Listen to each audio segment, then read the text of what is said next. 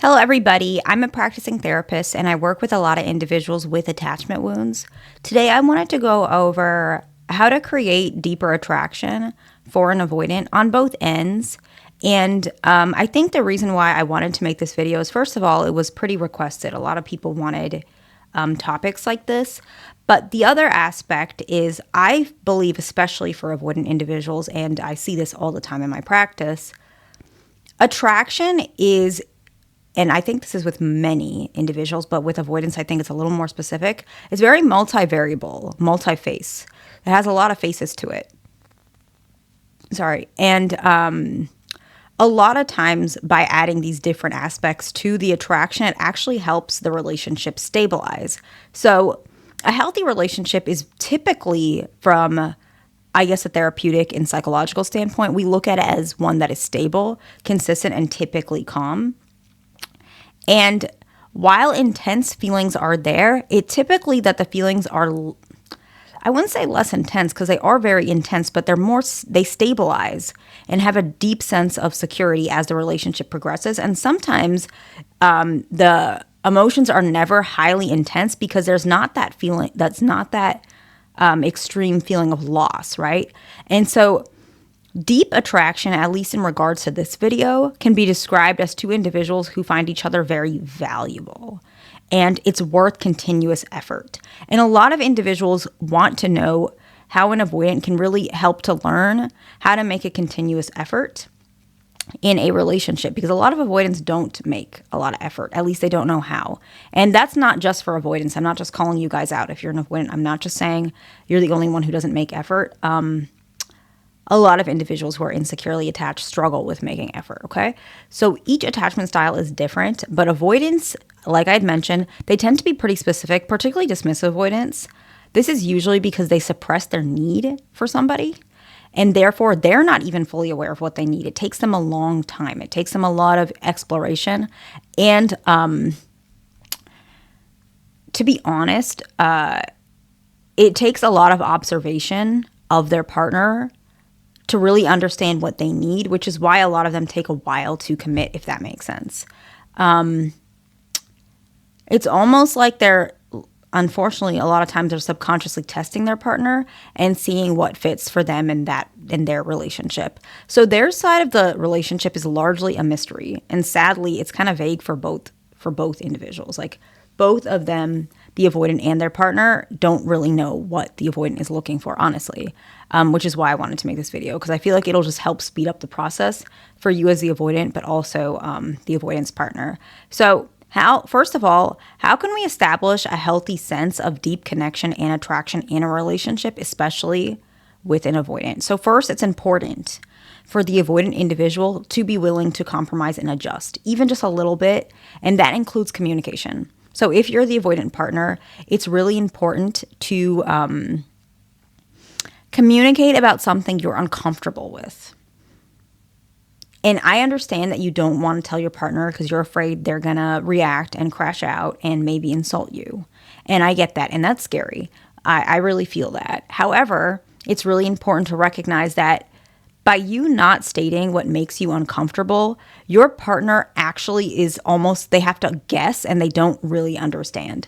And so just like you guys, avoidance, you don't like when someone has to make you guess for what they're asking for. Let's say your partner pulls away and is sitting on the sofa and pouting, right? That upsets you a lot. I know that, right? And the reason why it upsets you is because you're like, why don't you just tell me what you're so mad about? And you feel like that's unfair. A lot of times you think that they're doing it on purpose. Sometimes they are, but sometimes they're not. And I want you guys to look inward and recognize you guys do that too on a different way. Sometimes you shut down and pull away and you need space, but you don't tell your partner what's going on because you don't think you have to. You think you're all alone on an island. And I do understand that that's, you grew up that way in that sort of experience and it really affected you. But it is important to express what could possibly be going on in your mind because it'll help decrease fighting. And then your partner's not going to get upset at you as often, and you'll be able to communicate, and you might actually open up in the relationship. So that's something really important. Your partner cannot show you how trustworthy they are if you don't let them in. So please try to understand that, okay? Now let's actually go ahead and get into what actually creates that healthy sense of deep connection and attraction. So the first one is both of you guys need to be willing to adjust areas that trigger you. And this is also with the avoidant, but also the partner. So let me try and explain this, okay? Anxious, preoccupied individuals and avoidant individuals, you guys are really specific about time. Like, this is not as common with secure individuals. Anxious, preoccupied, they want something as soon as possible because they want to feel like, okay, I need to prove that I'm lovable. How can I prove it? If I get married, I don't know, as soon as possible, whatever it may be. And I'm sorry if the word is not accurate. I'm not always the best with words. I know I'm a little blunt and harsh, so I apologize for that. I'm working on it. A lot of anxious, preoccupied individuals, they want to get married as soon as possible, right away, or maybe, I don't know, before the age of 30 or whatever it may be. And that's their trigger because they feel like if they're not getting their needs met at that certain time or a certain deadline, that means it's never going to happen. Avoidants have a very similar feeling, not a similar feeling, excuse me, a similar trigger, which is the timeline, but they feel the other way around. They want to make sure that they can have space to do what they want and what they deserve. So a good way for couples to work together is in the area where you're triggered, try and do the opposite of what your trigger is. Not fully, but let's say avoidant individuals, you really, really want to take your time to figure out, is this person worth getting married? Is it not? And you circle through that constantly, subconsciously even, to figure out, do I even want to get married? This isn't worth it for me. Maybe I don't want to think about it. And you push that timeline off. Lean in a little bit to try and learn if that is something that you could have value with. And if you're the anxious individual or the other partner, whatever it may be, lean out a little bit. Try and think, just because my partner doesn't marry me in 5 years, it doesn't mean they don't love me. It's really important to recognize that. Amount spent time together is a common one as well, the frequency. Texting habits is another one where this can show up. And I'm not saying that every avoidant is the same or every partner is the same. All I'm saying is that work together, whatever your dynamic is, and try and figure out areas that you guys can readjust, for whatever reason. And you can readjust later as well. As you guys get closer, as you guys learn more about each other, relationships are dynamic and both individuals should make an effort, okay? The next one is both individuals, but I'm also just talking specifically for individuals who are the avoidant partner. Be understanding when your partner shares their side. Avoidant individuals, when they share their side, it sounds really harsh. They may say something like, you're being annoying, or you're just making me really irritated right now. I'm really irritated about that. And that can come across really triggering to somebody who's not avoidant because that's obviously not a nice thing to say. But an avoidant individual is basically saying, I can't handle this right now. Whatever it is, I need it to go away because I don't know what's going to happen on my end. And maybe they're going to crash out in their own way. They're going to get pissed off. They're going to say something they don't want to say to you. And so listen to their triggers and try and recognize, okay, this is something that's bothering them. Really often it's for avoidant individuals, they don't like repetition, really don't like repetition. It's very annoying to them. And I know annoying is a harsh word, but I'm just telling you the honest truth, don't like repetition. They don't like a fight being brought up over and over and over again. They don't like that. They do not like nagging. They don't like that. And there are plenty of other things. Oh, this one also they don't like. They don't like when they're very obviously decompressing or busy, and their partner reaches out to like hug them or asks for some sort of connection when it's very obvious that right now they're engaged in something else, and that multitasking can be very difficult for them. Those are just some examples. So when an avoidant is angry or triggered, they may say things they don't mean. And this is not the way anxious, preoccupied individuals work.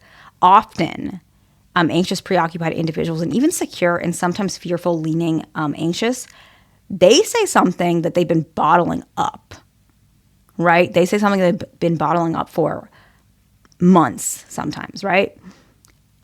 And so what happens is when an avoidant says something, dismissive avoidant especially, their partner may think, oh, like you've been holding that in. You actually don't like me. When the avoidant individual, that's not what happened at all. They're just saying whatever just to make this stop. They're just protecting themselves. And so what they say, I'm not saying don't take them seriously or that they don't know any better and they don't know how to manage their feelings. I'm not saying that. But try and pay attention to the fact that an avoidant individual, if they say something that seems out of character for them when they're upset, and then later when they're not upset, they're saying the opposite, take what they're saying when they're not upset as more serious. Because avoidant individuals, when they're upset, they do say things they don't mean. And I want to point out, that's also why when you, as the partner, say something when you're upset, the avoidant individual may dismiss it because that's how they operate. They're thinking, okay, you're emotional, you're upset, but you don't mean it. Because that's how they feel.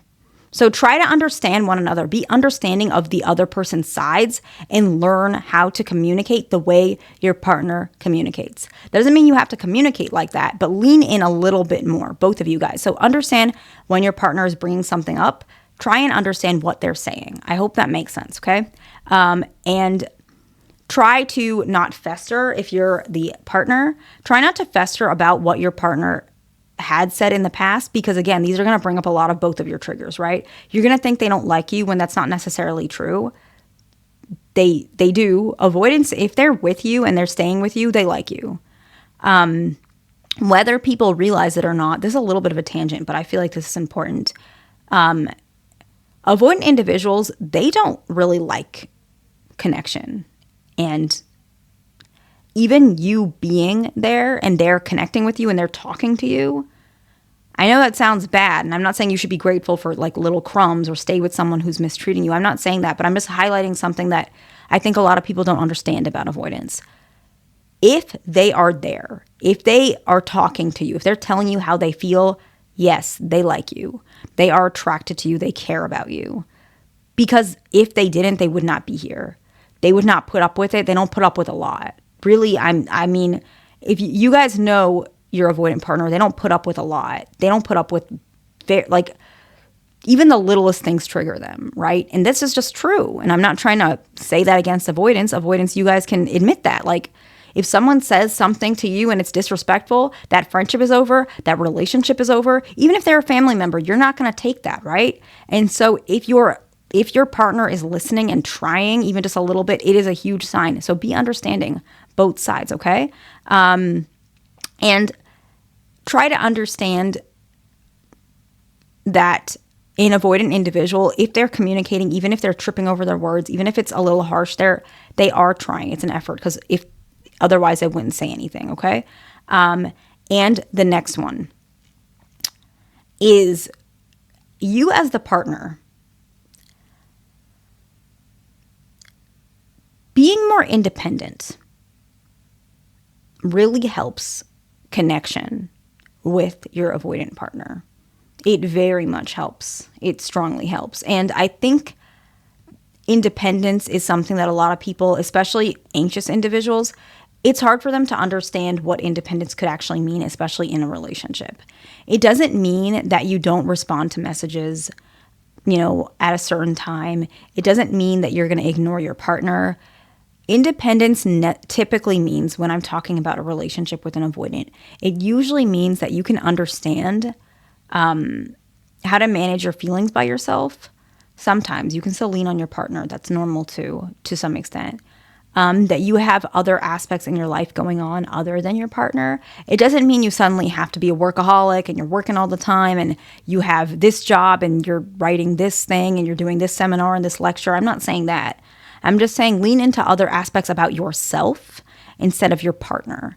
And that doesn't mean that you can't bring that dependence that you have to your partner. In fact, being 100% independent like your partner will actually hinder the relationship's growth. So there is definitely a balance with how to be independent in a relationship. And some of the examples could be that maybe take a moment, maybe Sunday morning, maybe every week. I like to tell my patients that, like, take a moment for yourself that's built into your schedule. Avoidants behave like this all the time.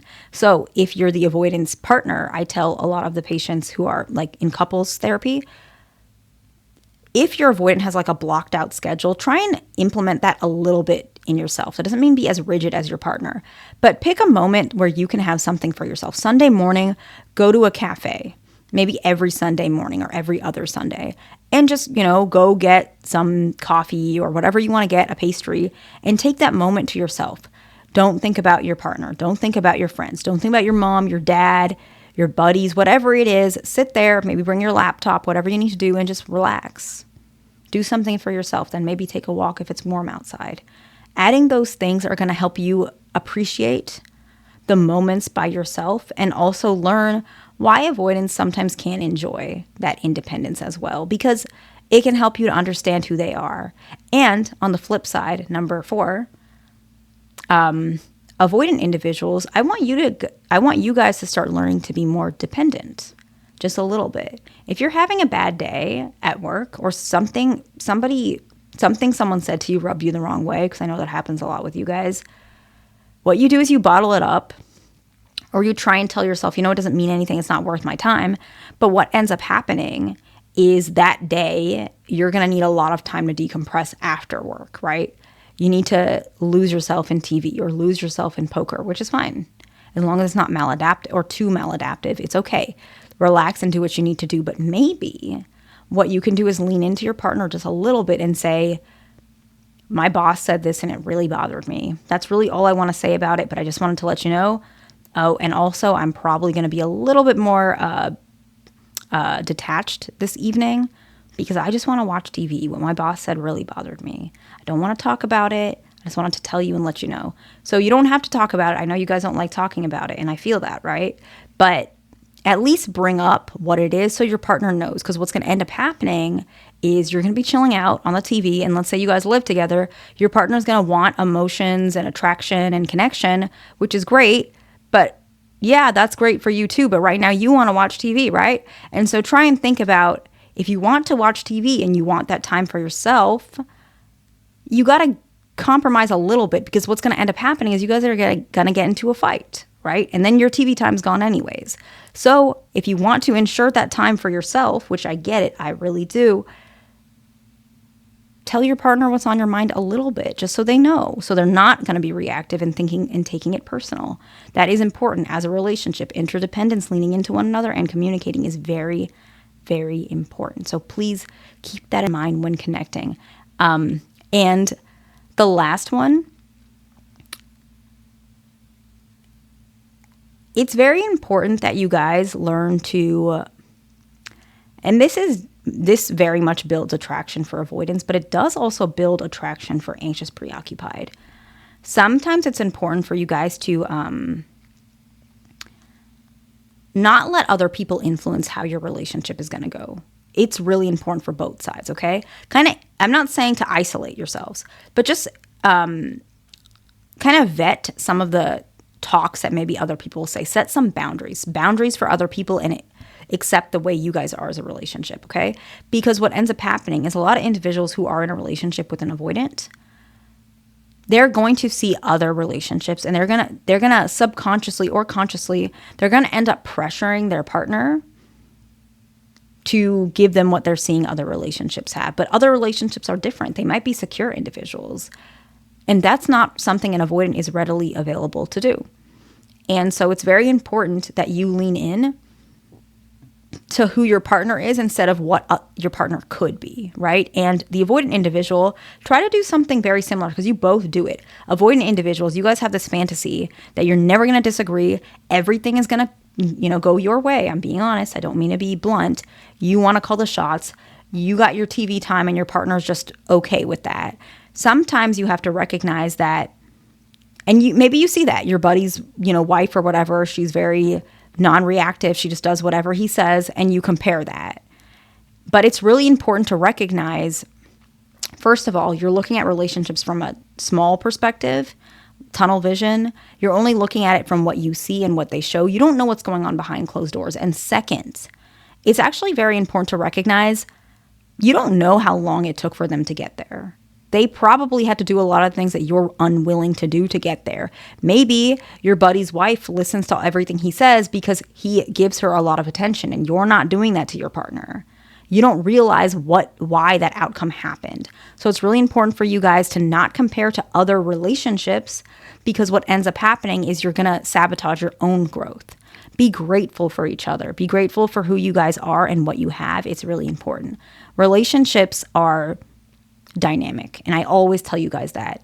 Nobody can really predict, well, we kind of can, but we can't predict necessarily the outcome of a relationship. To some extent, a lot of us can, but that's a little different. Regardless, you can't prove it fully. That's not possible, right? No one is 100% accurate with their predictions. And it's also important to recognize, by learning each other and communicating, that's usually the best way to build a healthy relationship. Sometimes that means, as avoidants, you guys have to lean into the argument. Individuals who are anxious or even secure, fearful, leaning anxious, lean out a little bit from arguments and just learn how the other person interacts. You guys will learn a lot. Learn a lot from each other. That's how love is. Love is also learning, okay? I hope that made sense. Please subscribe, like, and I'll see you in the next one.